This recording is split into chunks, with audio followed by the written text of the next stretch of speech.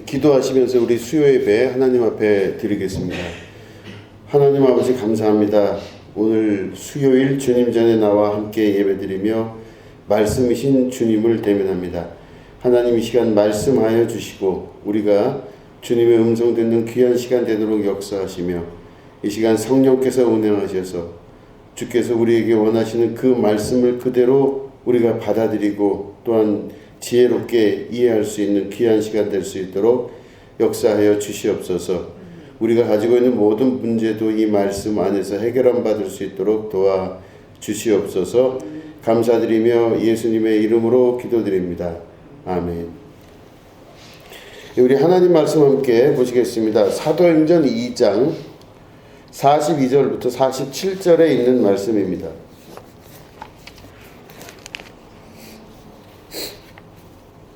사도행전 2장 42절부터 47절 말씀을 교독하도록 하겠습니다. 그들이 사도의 가르침을 받아 서로 교제하고 떡을 떼며 오로지 기도하기를 힘쓰니라. 사람마다 두려워하는데 사도들로 말미암아 기사와 표적이 많이 나타나니 믿는 사람이 다 함께 있어 모든 물건을 서로 통용하고 또 재산과 소유를 팔아 각 사람의 필요를 따라 나눠주며 날마다 마음을 같이하여 성전에 모이기를 힘쓰고 집에서 떡을 떼며 기쁨과 순전한 마음으로 음식을 먹고 하나님을 찬미하며 또 온 백성에게 칭송을 받으니 주께서 구원받은 사람을 날마다 더하게 하시니라. 아멘. 오늘은 사도의 가르침을 받아 라는 제목 가지고 함께 말씀을 나누도록 하겠습니다. 예수님께서 승천하신 이후에 마가 다락방에 성령께서 임하시고 그 이후에 베드로의 설교가 강력하게 선포가 됩니다. 그런 다음에 그 모여있던 사람들이 회개를 하기 시작합니다. 우리가 죽인 그 분이 곧 그리스도시며 예수님이시구나. 그 예수님이 곧 그리스도이시고 메시아이셨구나.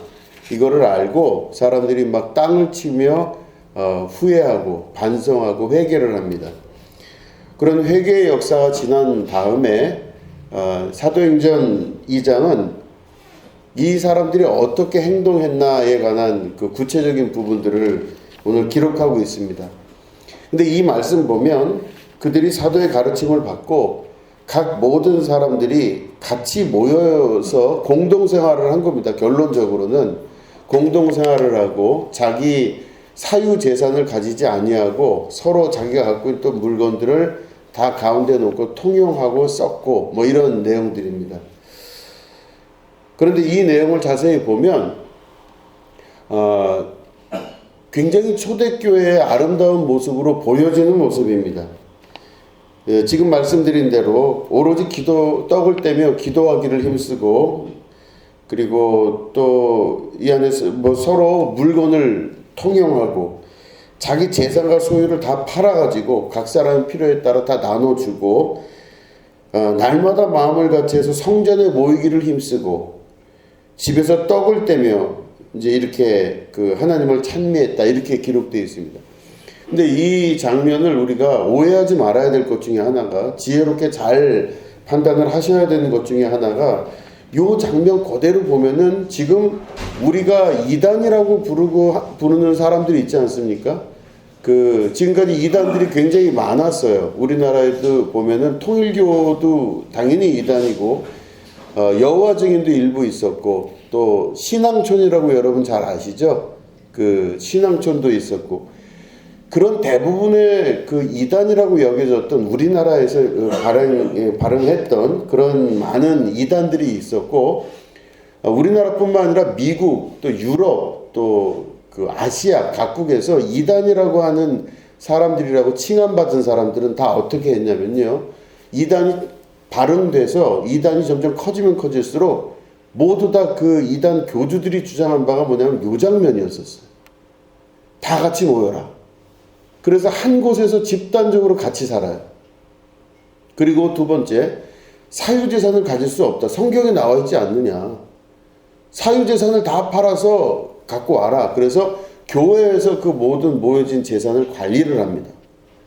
그리고 교회에서 그 모여진 재산을 가지고 음식과 기타 등등 그 같이 쓸 수 있는 것들을 마련해 줍니다. 마련해 주고 그런 다음에 거기서 공동으로 그것들을 사용할 수 있게끔 만들어 줬어요. 그리고 모여서 이 사람들이 집단적으로 같이 예배를 드렸기 때문에 항상 성전에 모이기를 힘썼습니다. 개별 활동, 개인 생활은 절대적으로 봉쇄했습니다. 여러분 이걸 보시면 그 사람들이 성경적이죠. 그렇죠.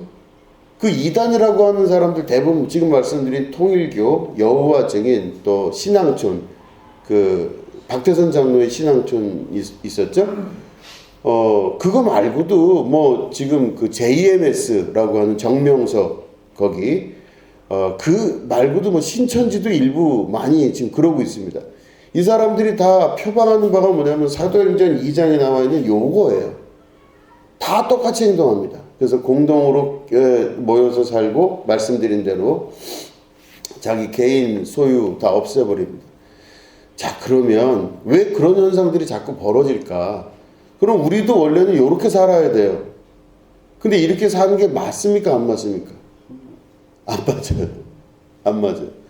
다 각자 사유재산 다 정리해갖고 교회 안에 들어와서 공동생활을 같이 하는 거, 이거는 성경적이지 않고 이단들이 하는 거라고 제가 지금 말씀을 드렸습니다.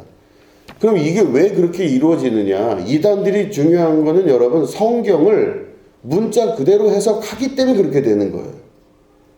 성경을 문자 그대로 해석을 합니다. 그러면요, 그 사람들한테 얘기를 하면은 성경에 나와 있지 않느냐 이거예요.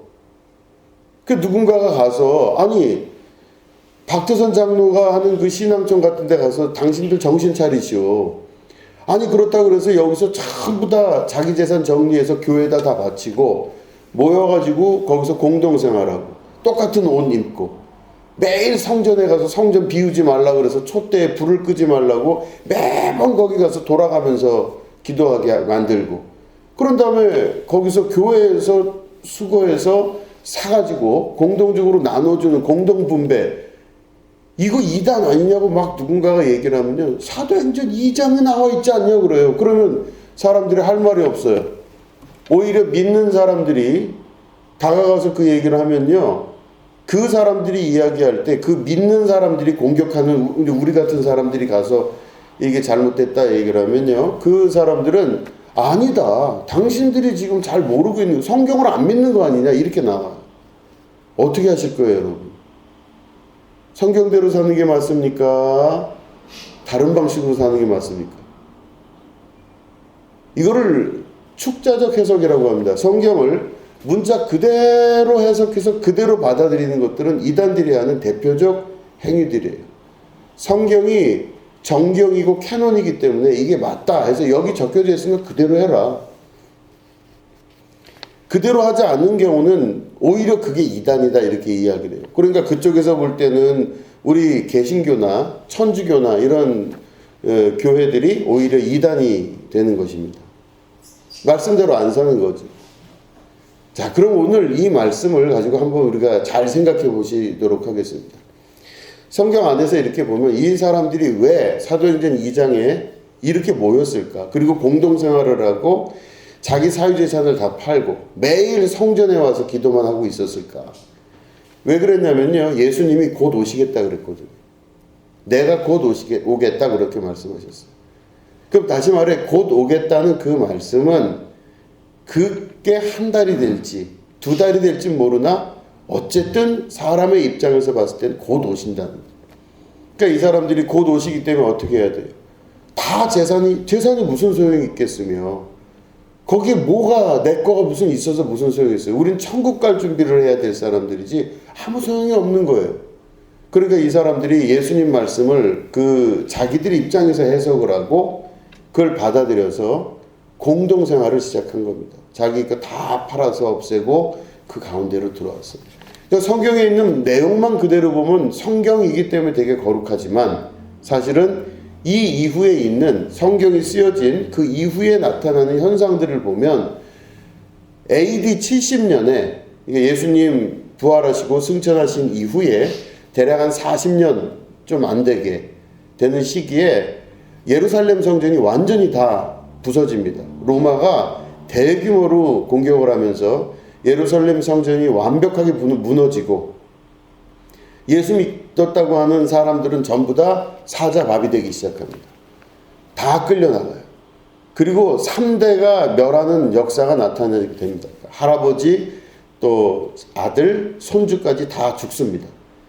그러니까 이 어마어마한 사태가 벌어지는 거예요. 근데 이 사람들이 그런 일이 있기 전에 주께서 승천하셔서 이 땅에 다시 재림하실 거라고 믿었던 거였거든요. 그럼 예수님이 말씀하신 게 곧 그걸까? 그게 아니라는 거예요. 예수님은 지금도 재림은 안 하셨죠. 재림했다는 얘기 들어보신 적 있으세요? 없으시죠? 1992년 10월 29일 날 이장림 목사가 다가올 미래를 대비하라 해서 다미 선교회라는 걸 했습니다. 그래서 그때 10월 29일이죠. 그때 이제 이제 저거 됐냐, 휴거 됐냐 안 됐냐 그것 때문에 난리가 났잖아요. 그때 다미 선교회에 1992년에 사람들이 똑같이 이거 같이 행동했어요. 다 모여가지고 자기 재산 다 팔아서 다미 선교회에다 헌금하고 다 옷 똑같이 하얀 옷으로 갈아입고 요한계시록에 나와 있는 대로 흰 옷 입은 그 신부들의 모습으로 교회 합정역에 지금 여기 합정동 있잖아요. 거기가 본부였거든요. 거기서 다 모여가지고 주님이 10월 29일 날 12시 땡 치면 이제 다 데리고 올라가신다 이렇게 이 말씀 믿고 다 그렇게 했어요. 여기 말씀 그대로. 그러니까 제가 그때 신학교를 다닐 때였습니다. 그때 우리도 항상 그때 두려워했던 게 뭐냐? 10월 29일이 아마 제 기억에는 목요일인가 뭐 수요일인가 그랬는데 잘 기억이 안 납니다. 근데 하여튼 그 다음날 10월 30일 날 학교에 오는 애들은 휴거를 들림받지 못한 거잖아요. 근데 10월 30일 날 저 텔레비 보고 나서 10월 29일 날 지나서 30일 됐는데 제가 아침에 눈을 떠보니까 제가 못 올라갔어요. 몹시 당황을 하고 이제 학교를 갔어요. 제가 다니는 학교가 신학교 아닙니까? 그러니까 신학교를 갔어요. 그랬더니 이 못 올라간 이렇게 좀 떨어지는 애들이 주르르 한 명은 뭐 이렇게 오더라고요. 이렇게 문 열고 들어오면서 아니 못 갔어요? 아유 못 갔네. 아 어떡하냐 하면서 자기 이게 못 올라간 애들은 다 모여서 이제 그날 수업 듣고 어떡하냐 이러고 그런 적이 있었어요. 말세에 나타난 그 모습이 그대로 지금 기록되어 있는데 이 말씀을 축자적으로 그대로 문자 그대로 해석하는 게 아닙니다. 주께서 오시는 그날은 지금도 지속되고 있습니다. 언제 오실지 몰라요. 도적같이 오신다는 말씀만 하셨습니다. 그리고 그날이 언제인지 알고 싶다고 제자들이 물어봤는데 예수님은 그날은 하나님 아버지만 아신다 그랬어요. 그리고 그 비밀을 우리가 10월 29일이라고 정해놓을 수도 없고 그런 식으로 하는 게 아닌데 사람들은 자기들의 생각대로 아마 이렇게 한 것 같아요.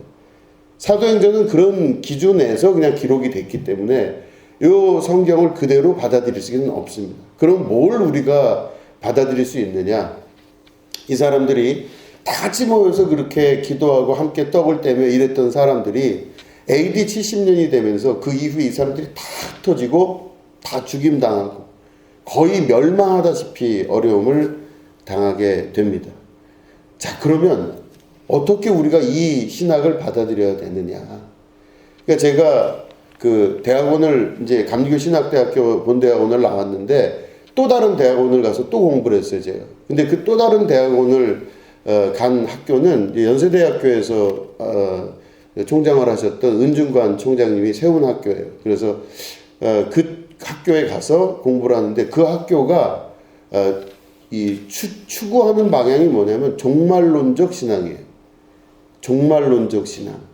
그게 잘못 들으면 꼭 이단들이 하는 종말론 같이 이야기하는데 그게 아니라 종말론적 신앙을 한마디로 얘기하면 뭐냐면 주님께서 오실 것을 믿고 알고 그대로 내가 그 주님 오실 날을 기대하면서 내 인생을 살아가는 게 종말론적 신앙이에요. 근데 보통 종말론적 신앙을 갖지를 않습니다. 한국 기독교는 지금 현재 2024년을 지나고 있는 현재 종말론적 신앙이 없는 교회들이에요. 종말론적 신앙이 없다는 건 뭐냐면 사람들이 아유 이제는 안 속아, 안 오실 것 같아, 이런 생각으로 그냥 묻어놓고 살아가는 게 종말론적 신앙이 아닌 그냥 살아가는 신앙이에요. 종말론적 신앙이 없습니다. 그러니까 신앙에 긴장도 없고 신앙의 어떤 근거도 없어요. 되는 대로, 여건 되는 대로 사는 거예요. 신앙생활을 그런 식으로 합니다.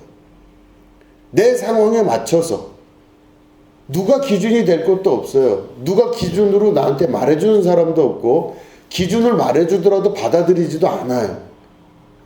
그 기준을 못 받아들이는 그 상황이 바로 그냥 평범한 신앙, 종말론적 신앙이 아닌 신앙이에요. 긴장감이 1도 없는 신앙입니다. 한국교회가 많은 부분 그렇다는 것이죠. 자, 그러면 오늘 읽은 말씀에서 우리가 같이 모여서 사유재산을 없애고 공산당처럼 다 같이 모여갖고 떡을 떼고 이거는 절대 하면 안 되는 거예요. 여러분들 이거를 하자고 하면 대부분 이단이라고 믿으시면 돼요. 그건 잘못된 신앙입니다. 축자적 해석. 이 축자적 해석을 하는 많은 사람들이 지금 어마어마하게 목사라고 그러고 CBS나 CTS 이런 데 나와서 다 이런 식으로 설교하고 앉아있어요. 아니에요. 잘못된 신앙입니다. 우리가 오늘 이 사도행전 2장에서 정말 배워야 될 신앙은 바로 뭐냐면 42절에 나오는 신앙입니다. 그들이 사도의 가르침을 받아. 이게 굉장히 중요한 겁니다. 사도의 가르침을 받아 서로 교제하고 떡을 떼며 오로지 기도하기를 힘쓰니라. 사도의 가르침을 받았다는 말을 왜 굳이 집어넣었을까를 생각을 해보셔야 돼요. 왜 사도의 가르침을 받아 이걸 넣었을까? 이스라엘은요, 이스라엘이 올라갈 때가 있고 떨어질 때가 있어요. 그러니까 이스라엘 민족은요, 하나님이 그 이스라엘 민족을 선택하셨는데 이 사람들을 선택하고 나서 완벽하고 완전해서 선택한 게 아니라 이 사람들을 완전에 이르게끔 점점 훈련시키고 만들어 가셨던 거예요, 하나님이. 거기에서 마지막 길은 뭐냐면 율법으로 그들을 다스리셨습니다. 근데 이 사람들이 신기한 거는 이스라엘 사람들이 신앙이 쫙 올라가다가 떨어지면 한도 끝도 없이 떨어져요. 다시 또 올라갔다가 다시 또 한도 끝도 없이 떨어져요. 이걸 반복하면서 우상향으로 천천히 믿음이 올라가는 게 이스라엘의 민족입니다. 사도의 가르침을 받았다는 이 말이 들어간 이유는요, 그전에는 사도의 가르침을 안 받았다는 뜻입니다. 안 들어요. 사도의 가르침 받아들이지 못하는 시대가 있었다는 겁니다. 사도의 가르침을 못 받는다는 뜻은 무슨 말이냐면 하나님 말씀이 있는데 그 말씀 못 받아들이는 거예요. 귀에는 들려도 마음으로 받아들이지를 못해요. 그러니까 한 귀로 듣고 한 귀로 흘리는 거예요. 하나님이 아무리 무슨 얘기를 해도 안 들어요. 하나님이 이렇게 하라 말씀하셔도요, 한 귀로 듣고 한 귀로 흘려버리니까 귀가 있어도 듣지 못하는 사람인 거예요. 예수님이 그 말씀하셨잖아요. 귀가 있어도 듣지도 못하는 사람이며 눈이 있어도 보지 못하는 사람들이다. 안 듣는 거예요. 그리고 하도 안 듣는 게 사회적으로 보편화되니까 못 듣는 사람이 되는 겁니다. 예수님 앞에 있어도 못 봐요. 예수님인지 모르는 거예요. 그러니까 자기 눈으로 자기 귀로 분명히 듣고 보는데 보이지도 않고 들리지도 아니하는 역사가 나타났던 시대. 이게 이스라엘 역사에서 계속 나옵니다. 그러니까 안 듣고 안 보는 거예요. 아무리 이야기해도. 근데 성령이 임한 다음에 어떤 일이 벌어지냐? 사도들의 가르침을 받았다는 겁니다. 어마어마한 역사예요. 사도들의 가르침을 받기 시작한 거예요. 희한한 일입니다. 우리 한번 성경을 찾아보겠습니다. 사사기 17장 6절 먼저 한번 보겠습니다. 사사기 17장 6절. 사사기 17장 6절 말씀 우리 한 목소리로 읽겠습니다. 사사기 17장 6절. 예. 17장 6절입니다. 시작. 그때에는 이스라엘에 왕이 없었으므로 사람마다 자기 소견에 옳은 대로 행하였더라. 아멘. 이렇게 되죠. 자, 그대로 또 사사기 21장 25절입니다. 21장 맨 마지막이에요. 사사기의 맨 마지막 21장 25절. 자, 읽겠습니다. 시작. 그때에 이스라엘에 왕이 없으므로 사람이 각기 자기의 소견에 옳은 대로 행하였더라. 아멘. 사사기 사사시대의 맨 마지막에 마지막 절로 기록을 한 그 내용은 사람들이 왕이 없으므로, 다시 말해 율법, 법이 없으므로 자기 소견에 옳은 대로 행하고 살았던 겁니다. 그러니까 기준이 누구예요? 자기예요. 이런 행동을 해도 됩니까? 안 됩니까? 내가 기준이에요. 하나님 말씀이 기준이 아니에요. 내가 그쪽으로 가도 됩니까? 안 됩니까? 가도 돼도 안 된다는 것이 자기 기준이에요. 하나님 기준이 없어요. 그러니까 그 말은 무슨 말이냐면 하나님 말씀을 안 듣는 시대가 되었다는 뜻입니다. 못 듣기도 하고 안 듣기도 하는 거예요. 우리 한 번만 더 찾아보겠습니다. 신명기입니다. 신명기 12장. 신명기 12장 8절 말씀입니다. 신명기 12장 8절 말씀 우리 같이 읽도록 하겠습니다. 시작. 우리가 오늘 여기에서는 각기 소견대로 하였거니와 너희가 거기에서는 그렇게 하지 말지니라. 아멘. 이게 뭐냐면 이스라엘 백성이 지금 가나안 땅에 들어가기 직전에는 자기 소견에 옳게 행동했던 때였는데 거기 들어가서는 너희는 더 이상 자기 소견대로 살지 말지어다. 이렇게 이야기하는 것이죠. 그러면 그게 무슨 말이냐면 이스라엘 역사 가운데 하나님 말씀을 듣는 때가 있었고 듣지 않는 때가 있었어요. 그 듣지 않는 때는 어떻게 사냐면 자기 소견에 옳은 대로 살아요. 그 기준점이 자기입니다. 근데 이거를 하나님께서 칭찬하지 않으셨어요. 아주 암울하고 참 말도 안 되는 시기라고 계속적으로 하나님께서 그들에게 말씀하십니다. 그러면 자기 소견에 옳은 대로 살면 어떤 일이 벌어지느냐? 이거는 하나님이 벌을 내리시는 게 아니에요. 자기 소견에 옳은 대로 하는 사람을 하나님이 야, 너 벌 받아봐라 해서 벌을 주시는 게 아니에요. 성경의 기준은요, 하나님 말씀이 임하시면요, 하나님 말씀대로 사는 게 복이 되고 생명이 되고 기쁨이 되고 영원한 행복과 평안이 되는 거예요. 그래서 하나님 말씀 듣는 거예요. 순종하는 거는 왜 순종하냐면요, 그렇게 하면 좋기 때문에 순종을 하는 거거든요. 근데 하나님 말씀 안 들어요. 그럼 자기 소견대로 살면 어떻게 돼요? 반드시 망하거나 뜻대로 안 되거나 모든 일이 하나님의 그 아름다운 선물하고는 전혀 반대로 결과가 나오게 됩니다. 뭐 이스라엘의 역사는 수없이 많기 때문에 뭐 이방 민족의 침입을 받거나 가진 바를 다 털려서 없애버리거나 뭐 건강을 잃고 수많은 일들을 경험하는 게 왜 그렇게 되느냐? 자기 소견에 옳은 대로 살면 그렇게 됩니다. 그러니까 이스라엘의 역사가 하나님이 그들을 사랑해서 그들에게 계속적으로 하나님 말씀에 순종하고 그 말씀을 듣고 그대로 따르고 살아라 자꾸 이야기하는 건 하나님이 어디 뭐 누구 그냥 달달 볶아가지고 자기 마음대로 하려고 하시는 그 의도가 있는 게 아니라 그렇게 사는 것만이 생명이고 그렇게 사는 것만이 진리라는 거예요. 그렇기 때문에 그렇게 사는 게 쉽지가 않은 거예요. 왜냐하면 왜 쉽지 않으냐 하면 우리가 갖고 있는 본성이, 인간의 본성이 죄성들이라 잘 말을 안 듣는 거예요. 가만히 있으면 말 안 듣는 겁니다. 잘 안 들어요. 안 들어도 정말 지겹게 안 듣는 거예요. 그러면 하나님 말씀 잘 안 듣고 내 소견에 옳은 대로 자기 뜻대로 사는 게 맞다고 여겨지고 사는 겁니다. 그러면 그게 결론이 어떻게 되냐? 하나님이 날 벌 주신다? 아니에요. 다 자기 욕심에 이끌려서 그 미혹됨으로 말미암아 벌을 받는 겁니다. 그렇기 때문에 성경에서 사랑하는 자에게 끊임없이 순종하라 하고 말씀하시는 것은 사랑의 말씀으로 제안을 하시는 거지 폭력적인 제안이 아니라고 하는 것입니다. 그렇게 보면 결국에는 이스라엘 백성들이 하나님의 선택된 민족이었는데 이 사람들이 말을 안 들어요.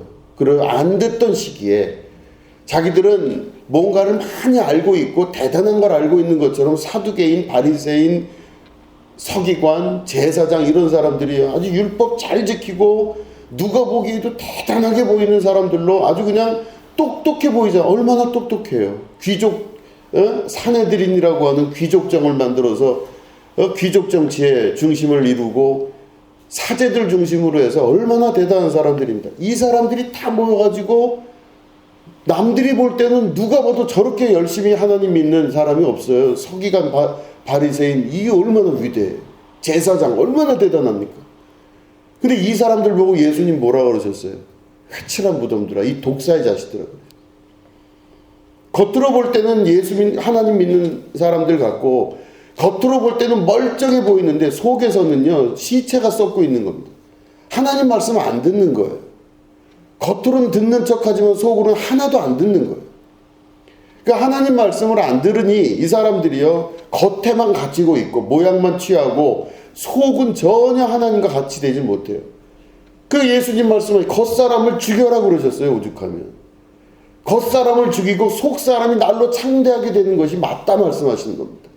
속사람은요 내가 겉으로 살 포장해 놓은 것들이 다 깨지고 그죠? 다 깨지고 속사람이 다 드러나야 그 속사람이 점점 강건해지는 겁니다. 그 속사람이 뭐예요? 하나님 말씀을 따르고자 하고 하나님의 의도대로 내가 나아가고자 하는 그 삶을 사는 게 속사람입니다. 겉사람은 그 속사람의 썩음을 보호하려고 하지 말고 겉사람이 회파가 되더라도 겉사람이 무너지더라도 이 속사람이 점점점 주님 뜻에 맞게끔 순종하며 나아갈 수 있는 그런 모습이 될 때 이게 바로 예수님께서 말씀하시는 신앙의 바른 방향이에요. 근데 그게 안 됐다는 겁니다. 안 된 거예요. 결국은 그게 안 되고 자기들이 결국엔 그 말씀하는 예수님을 잡아 죽일 수밖에 없는, 잡아 죽여야 돼요. 예수님이 안 죽으면요 자기들이 속이 다 드러나거든요. 자기들이 불순종하는, 그죠? 불순종은 누가 하는 거예요? 마귀가 하는 거잖아요. 마귀가 하는 거가 불순종이에요. 하나님 말씀에 불순종해서 그게 뱀의 모습으로 와서 아담과 하와를 꼬시고 에덴 동산을 회파하려고 했으면 이게 다 마귀가 하는 짓이잖아요. 마귀는 불순종의 영들 가운데서 역사하는 영입니다. 이 불순종, 하나님 말씀에 순종하지 아니하려고 하는 그 속사람, 그 썩어빠진 시체 같은 냄새나는 속사람을 이제는 다 오픈해 놓고 온전히 밝히시는 주께서 이 땅에 오셔서 빛으로 밝게 그것들을 다 드러내심으로 말미암아 이제는 속사람이 새로 태어나서 새로 태어난 자로 살게 되는 역사를 경험하게 되는 것이죠. 그 핵심이 바로 뭐냐면 하나님 말씀을 듣고 그 말씀에 순종하여 그대로 살아갈 줄 아는 겁니다. 이게 바로 쉽지 않은 길이기 때문에 예수님은 그 길을 좁은 길이라고 말씀하셨고 대부분의 사람들은 남들이 다 하기 때문에 큰 길로 간다 그럽니다. 종말론적 신앙을 갖는 건 굉장히 중요합니다. 종말론적 신앙은 다시 한번 말씀드리자면 주께서 오실 날을 반드시 믿고 긴장하고 오늘 하루도 우리가 주님 말씀대로 듣고 그대로 살려고 노력하는 사람이 되는 겁니다. 그럼 어떻게 그게 되느냐? 제가 말씀 다 드렸잖아요. 자기 소견이 없으면 돼요. 자기 소견대로 사니까 문제가 돼요. 모든 기준은 누구예요? 자기 소견입니다. 제가 보면 그 신앙생활 하시는 많은 패턴들을 제가 가만히 이렇게 보면요. 여러 제가 이제 시대를 거쳐가면서 이렇게 주변을 보면 그런 경우가 많이 있습니다. 먼저 결정하고 후에 통보하는 사람들이 되게 많아요. 다 결정하고 나서 후에 통보해요. 교회에 관한 것도 신앙에 관한 것도 다 자기가 알아서 결정해요. 그러고 나서 통보해요. 그러고 나서 다 그거 갖고 뭐 그러면은 결국에는 교회에서 목사가 듣는 거는요 통보를 듣는 거지 의논을 듣진 않아요. 목사님은 어떻게 생각하세요? 그런 거 없어요. 없는 분도 계셔요. 저랑 그런 얘기 안 하고 나서 그냥 다 끝나고 나서 통보가 돼요. 그러고 나서 그 일이 잘 됐다. 그럼 오케이. 저는 그래도 감사합니다. 그러면. 근데 그게 정말 안 되고 힘든 경우가 있거든요. 그럼 어떻게 되겠어요? 하나님이 잘못한 것처럼 돼요. 왜 하나님은 나를 축복하지 아니하시고 왜 나를 도와주지 아니하셨으며 누구랑 상의를 했는데요? 도대체 누구의 말씀을 들으셨는지 이해가 안 돼요. 대부분 다 본인들이 결정해서 본인들이 살아가는 방식을 자기 소견에 옳은 대로 결정을 하는 경우가 많이 있더라는 것입니다. 반면에 목회하면서 사실은 목회하면서 힘든 것 중에 하나가 매번 물어보는 사람은 힘들죠. 제가 힘들죠. 그럼 제가 뭐 어떻게 다 알겠어요? 각각 자기 삶에 다 전문가들이 있는데 뭘 알겠어요, 제가. 근데 내용이 중요한 게 아니라 그 내용보다 더 중요한 거는 그러려고 하는 의지와 의도를 말하는 겁니다. 우리 목사님이 뭘 알겠어요? 아무것도 모르죠. 알 리가 없죠. 뭐가 알겠어요? 그죠? 제가 샤시를 알겠어요? 부동산을 알겠어요? 아무것도 몰라요. 홈플러스의 내용을 알겠어요? 작곡을 알겠어요? 아무것도 몰라요. 그렇지만 그 내용에 대한 이야기가 아니라 왜 목사님한테 그걸 물어봐야 되는지에 대한 의도. 그죠? 여기 보면 사도들의 가르침을 받아 그래 돼 있죠. 사도들이 뭘 그렇게 많이 알아요? 사도들이 알아봐야 예수님 이야기와 자기들이 갖고 있던 직업, 어부밖에 없어요. 그럼 나머지 거기 있던 많은 사람들, 120문도가 넘는 그 수많은 사람들의 상담을 어떻게 받겠어요, 사도들이. 근데 그 내용을 묻는 게 아닙니다. 이걸 어떻게 해야 돼? 그걸 묻는 게 아니라 그걸 묻는 행위를 통해서 그 의견을 청취하고자 하는 사람들의 간절함을 말하는 것입니다. 그리고 만약에 사도들의 의견이 이렇다라고 얘기하면 거기에 대해서 동의하고 제가 따르겠습니다. 이렇게 할 줄 아는 그 모습으로 종말론적 신앙의 자세를 갖고 있었다는 뜻입니다. 결정 다 하고 나서 통보하고 나서 하나님이 안 도와주셨다가 아니에요. 거기에는 모든 게 다 포함되어 있습니다. 모든 게 다 포함되어 있어요. 삶의 자세도 모든 게 다 포함되어 있어요. 다 포함되어 있어요. 그런데 그거를 믿고 하나님 앞에 간절히 구하듯이 질문을 하고 찾아가는 사람들이 있어요. 정말로 그렇게 해서 했던 사람들 중에 복 안 받은 사람은 못 봤습니다. 희한할 정도로. 제가 하루에 전화를 받을 때 꼬박꼬박 받는 전화들이 있거든요. 근데 지금 목회를 해오면서 전화를 받을 때마다 어떤 사람은 무슨 문제 때문에 저한테 하루에 한 번씩 2시간을 전화하는 사람들도 있어요. 그럼 2시간 동안 제가 무슨 얘기를 하겠어요? 할 얘기가 없죠, 별로. 근데도 그 통화를 해요. 또 어떤 사람은 1시간을 통화를 해요. 어떤 사람은 뭘 이렇게 해요. 그럼 이제 그런 일들을 계속 해오면서 느끼는 건 뭐냐면, 야, 참 집요하게 질문하고 집요하게 묻는다. 근데 잘 됩니다. 잘 돼요. 그런 사람들이 이상하게 잘 돼요. 왜 그럴까요? 제가 무슨 대단한 뭘 제안을 해서 이렇게 잘 되는 게 아니라 그 마음이 있는 거예요. 마음. 목사님은 어떻게 해야 돼요? 제가 어떻게 알아요? 알 수가 없죠. 근데 뭐가 있냐면요. 그 질문을 받으면 제 속에서 정말 좀 심한 말로 똥줄이 타요. 어떻게 해야 될지 모르겠어요. 하나님 앞에 그걸 갖고 기도하고 하나님 좀 이렇게 했으면 좋겠습니다. 하나님 어떻게 하시겠습니까? 어떻게 했으면 좋겠습니까? 하나님 좀 어떻게 도와주시옵소서. 하나님 좀 어떻게 좀 해결해 주세요. 제가 뭘 알아야 얘기를 하죠. 제가 뭘 얘기를 하겠어요. 알아야 얘기를 하죠. 근데 희한한 건 그때 제가 무슨 대답을 하지 않더라도 그 묻는 행위로 말미암아 하나님의 역사가 이루어지는 걸 경험한 적이 참 많이 있습니다. 이상해요.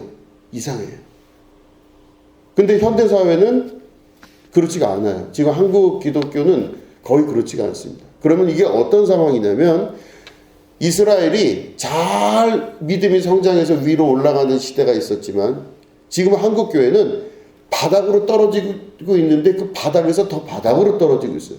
그럼 뭐예요? 사사기 25장의 맨 마지막 각 사람들이 각자 자기의 소견에 옳은 대로 행하였더라. 거기는 사도도 없고 하나님의 법도 없고 하나님의 뜻도 없는 겁니다. 하나님이 말씀하셔도 들을 줄 모르고 하나님이 아무리 설득하시더라도 그 하나님이 하나님인 걸 못 보는 시대가 사사기 25장의 마지막 시대예요. 이스라엘의 멸망을 눈앞에 두고 있는 그 시대입니다. 한국교회에서 가장 큰 문제는 바로 뭐냐면 현재 시대에 지금 살아가고 있는 우리 한국 기독교인들의 신앙 상태, 그게 바로 뭐냐면 귀가 있어도 듣지 못하고 눈이 있어도 보지 못하는 시대입니다. 이때 어떻게 해야 되겠어요? 다시 마음을 다잡으셔서 사도행전 2장에 나와 있는 이 마가다락방의 놀라운 역사, 다시 말해 사도들의 가르침을 받아 그들이 서로 떡을 떼며 기도에 힘쓰더라 하는 이 말씀을 우리가 이루어 나갈 수 있는 여러분들이 되셔야 되는 것입니다. 하나님 말씀대로 살려고 하고 마지막 때 그때가 올 것이라고 믿으면서 하나님께서 주시는 그 귀한 은혜들을 맛보고 순종하며 순종의 열매들을 이루어 나가는 때가 되어야만 된다고 하는 것입니다. 들을 수 있는 귀, 볼 수 있는 눈을 열어 주시옵소서. 여러분 이렇게 기도하셔야 됩니다. 여기 나와 있는 그대로 공동재산, 공동사유 이거는 아닙니다. 그거는 다가올 미래가 언제 될지 모르지만 예수님이 그걸 하라고 말씀하신 게 아니에요. 예수님은 성경의 전체 역사를 통해서 하나님의 말씀을 듣고 그 가르침을 듣고 그대로 쫓아와요 순종하여 그 열매를 맺는 자들을 오늘도 이스라엘이라 말씀하시고 하나님의 구원의 자녀들이라 말씀하시면서 그들을 통하여서 하나님의 역사가 이루어지기를 간절히 바라면서 오늘도 하나님은 성령을 통해 우리에게 이 말씀을 하고 계시는 것입니다. 여러분 그 말씀 들으시고 순종하시고 여러분들 그 말씀에 온전한 열매를 이루시는 여러분 되시기를 주님의 이름으로 축원합니다. 기도하겠습니다. 하나님 아버지, 사도행전 2장에 있는 말씀을 통하여서 그들이 하나님의 음성을 듣고 사도들의 가르침을 받아 자기들의 삶을 살아갔던 것을 말씀을 통해 배웠습니다. 하나님, 주님 음성 들을 줄 아는 자가 되게 하여 주시옵소서. 각자 자기 소견에 옳은 대로 자기가 기준인 사람들은 대부분 다 이스라엘의 멸망 가운데 그 시기를 살았던 사람들입니다. 하나님, 우리가 주님의 말씀대로 살며 좁은 길을 걸어가고 하나님 말씀 순종하여 자기의 본능을 억제하고 주님의 뜻을 이루어갈 수 있는 주님의 백성 되게 하여 주시옵소서. 감사드리며 예수님의 이름으로 기도드립니다. 아멘.